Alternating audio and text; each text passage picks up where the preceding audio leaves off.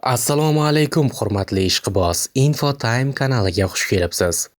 A seriyada yana bir tur o'yinlari qoldi. Romani yuqori o'ringa ko'targan va Yevropa Chempionlar Ligasiga yo'llanmasi uchun da'vogarga aylantirgan Claudio Ranieri mavsum qanday yakunlanishidan qat'iy nazar murabbiylik faoliyatini rasman yakunlaydi. Aslida 73 yoshli mutaxassis o'tgan yili Eldor Shomurodov bilan birga Kalyarini yuqori divizionda olib qolgandan keyin boshqa murabbiylik qilmasligini va faqatgina qadrdon klubi Romaga yordam kerak bo'lib qolsa ishga qaytishini aytgandi. Amalda shunday bo'lib chiqdi. Mavsum boshida Daniele De Rossi va Ivan Yurich boshqaruvidagi Roma inqirozga uchradi. Klub rahbariyati jamoani qutqarishni so'rab Claudio Ranieriga murojaat qildi. Tajribali mutaxassis qisqa fursatda nimalarga qodirligini ko'rsatdi. Yaxshi ijrochilarsiz, katta transferlarsiz, tarkibda bor o'yinchilarga tayangan holda natijani ko'rsatish mumkinligini, gap jamoada emas, murabbiylik mahoratida ekanini ko'rsatib qo'ydi. Endi Ranieri Roma klubiga egalik qiluvchi Fritkinlar oilasiga sport yo'nalishida maslahatchi bo'ladi.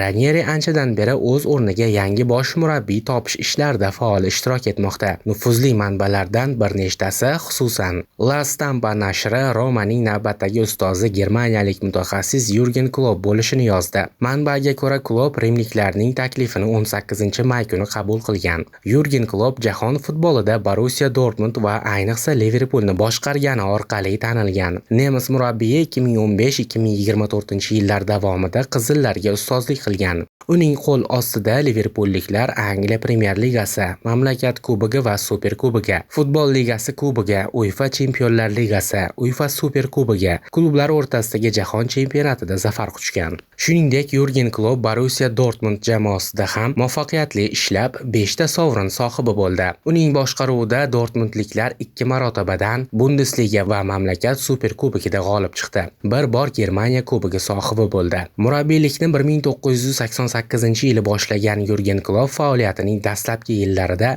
Eintrachtning yoshlar tarkibi va Mainzning asosiy jamoasiga ham ustozlik qilgan. Liverpuldagi 9 yillik faoliyatidan keyin o'tgan yili yozda Yurgen Klopp futboldan dam olishi va yangi g'oyalar topish maqsadida murabbiylikdan tanaffus olgan edi. Bir muddat hordiq chiqargan mutaxassis 2025-yilning yanvardan bir necha sport klublariga egalik qiluvchi Red Bull konsernida global direktor vazifasida ishlab kelayotgan edi. Agar Yurgen Kloppning Romaga bosh murabbiyligini qabul qilgani rasman tasdiqlansa, Eldor Shomurodov jahon futbolida o'z nomiga ega yana bir mashhur murabbiydan saboq olish imkoniga ega bo'ladi. 29 yoshli legionerimiz Italiyadagi faoliyati davomida bir necha ustozlar bilan ishladi. Ular orasida eng mashhurlari Jose Mourinho, Claudio Ranieri hisoblanadi. Endi bu ro'yxatga Yurgen Klopp ham qo'shilishi mumkin. Eldor Shomurodov 2020-yilning oktyabridan beri A seriya o'yinchisi hisoblanadi. U Italiyadagi faoliyati davomida Genoa, Spezia, Cagliari va Romada o'ynab kelmoqda. Hamyurtimizning Rim klubi bilan shartnomasi yana 1 yilga uzaytirilib, Shomurodov 2027-yilning yozigacha poytaxt bo'rilari safida qolishi belgilangan. Siz nima deb o'ylaysiz, qadrli ishqiboz? Agar Rim klubiga Yurgen Klopp kelsa, Shomurodovning imkoniyatlari qanday bo'ladi? Fikringizni izohlar bo'limiga yozib qoldiring. Kanalimizga obuna bo'lishni va like bosishni unutmang.